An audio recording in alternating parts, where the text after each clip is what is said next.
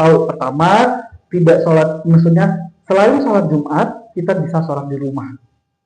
Ya, saya beberapa kali sempat bertanya ke teman-teman kayak gitu, di sini susah masjid. Memang kamu di Indonesia sering ke masjid? Oh enggak, saya jarang, saya seringnya di kosan. Nah, apa bedanya kamu sholat di apartemen sendiri? Seperti itu, satu itu. Jadi jangan sampai hal-hal kecil membuat kamu jadi turun motivasinya untuk belajar, untuk melanjutkan belajar di sana, seperti itu. Nah, mentally harus siap dulu yang pertama itu, menghadapi negara yang memang beda culture dengan kita, beda cuaca dengan kita, seperti itu. Nah, tapi jangan takut, orang Spanyol cukup friendly seperti orang Indonesia. Kita tidak akan dianggap stranger, senyum ke orang.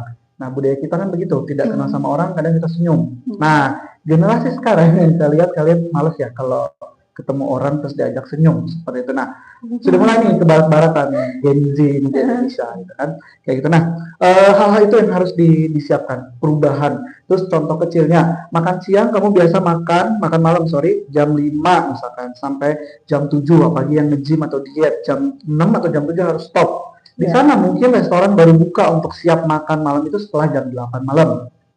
Nah, itu culture-culture yang beda, seperti itu.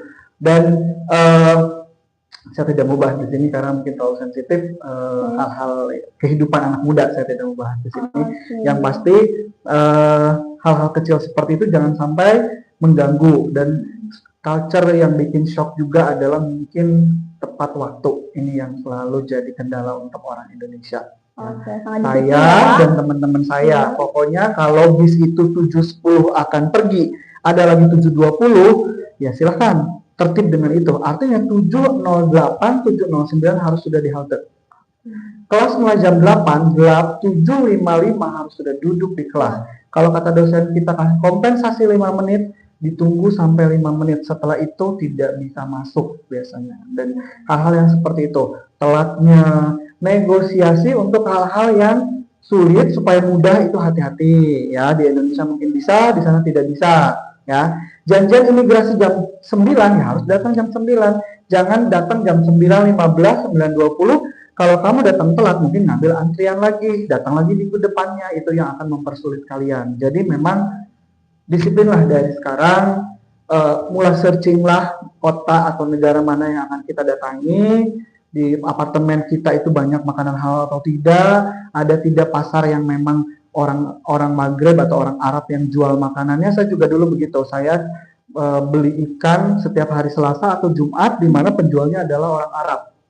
Saya masak sendiri. Saya tidak pernah mempermasalahkan susah restoran halal. Ya memang, saya kalau cari mudah ya saya ke Abu Dhabi. Ya, saya ke Qatar, seperti itu.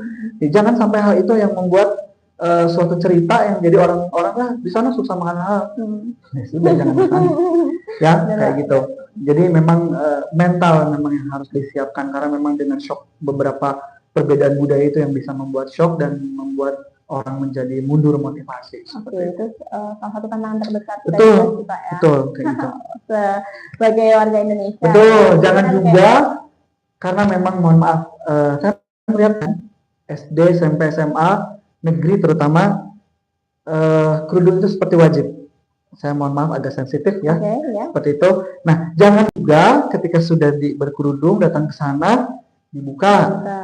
Dicat pula warna hijau, ngapain gitu ya? Orang bule itu senang lihat warna rambut hitam, kamu malah cat jadi kuning atau jadi hijau, kan nggak usah jadi orang lain. Kamu cukup jadi diri sendiri, kamu menggunakan kerudung kamu seperti itu, tidak ada masalah. Alhamdulillah ya teman-teman. Jadi ya itu, kalau misalkan kita nggak usah khawatir, apalagi yang perempuan ya Pak ya.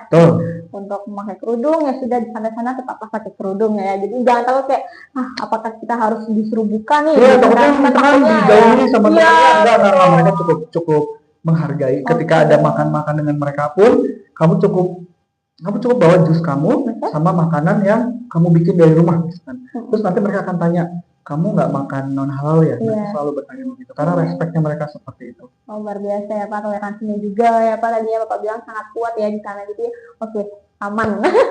Kalau misalkan kalian mau ke sana, jangan takut lagi. Oke, ini Pak untuk pertanyaan selanjutnya, yang tadi kita bahas mengenai paruh waktu ya Pak, tentunya. Nah, paruh waktu ini apakah boleh Pak dari batasan waktu gitu Pak?